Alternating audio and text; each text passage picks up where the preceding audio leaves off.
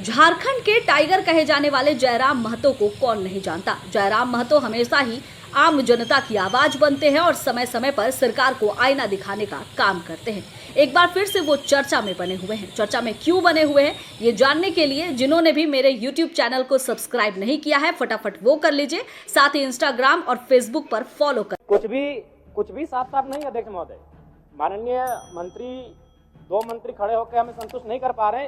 High court ने ठीक है दिसंबर महीने में रोक लगाया है, हम मान रहे हैं दिसंबर महीने में हाईकोर्ट ने रोक लगाया है, लेकिन आप जो डेटा दे रहे हो 2022 से लेकर 2024 तक का दे रहे हैं।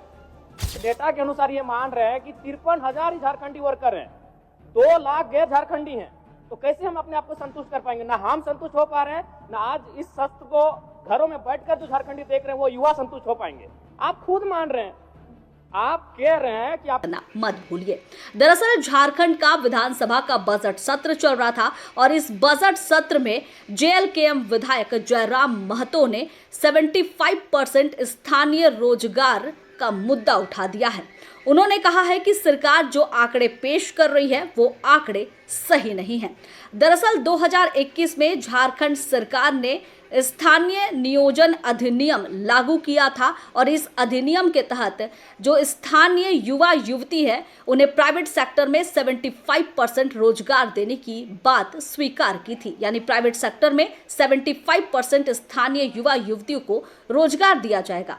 लेकिन उन्होंने ये भी माना कि मैं मानता हूं बेशक 2024 दिसंबर महीने में झारखंड हाईकोर्ट ने इस पर रोक लगा दी, लेकिन दिसंबर से पहले यानी नवंबर 2021 से लेकर 2024 नवंबर तक जो सरकार आंकड़े पेश कर रही है वो आंकड़ा सही नहीं है। उन्होंने कहा कि सरकार ने बेशक माना है कि पेरोल में 2,46,000 नामित है, लेकिन इसके बावजूद भी मात्र 53,000 झारखंडी प्राइवेट सेक्टर में रोजगार कर रहे हैं। इसके साथ ही ये भी सवाल उठाया कि आखिर ऐसे कैसे तय किया जा सकता है कि जो लोग नौकरी कर रहे हैं प्राइवेट सेक्टर में वो झारखंडी ही हैं, क्योंकि झारखंडी होने के लिए 1932 का खाद्यान्न जरूरी है जो कि अभी तक झारखंड में लागू ही नहीं हुआ है। तो झारखंडी के पहचान के लिए सबसे पहले 1932 का खाद्यान्न लागू होना जरूरी है। वैसे जयराम महतो कोई पहली बार नहीं है जो सरकार को आईना दिखाने का काम किए हैं और चर्चा में बने हैं। इससे पहले भी जब बजट सत्र चल रहा था उस दौरान उन्होंने गीत गुनगुनाकर सरकार को आईना दिखाने का काम किया। दरअसल मधु मंसूरी के गीत को गुनगुनाकर उन्होंने सरकार के कार्यकाल को दिखाने की कोशिश की और इस दौरान मंत्री सुदिव्य कुमार सोनू के साथ उनकी बहस हो गई। उनकी बहस को देखकर मंत्री इरफान अंसारी ने उन्हें तमीज से बात करने की चेतावनी तक दे डाली। जयराम महतो हमेशा ही ऐसे सरकार को आईना दिखाने का काम करते हैं, सरकार को सही जनता की उम्मीदों पर खरा उतरने की बात कहते रहते हैं।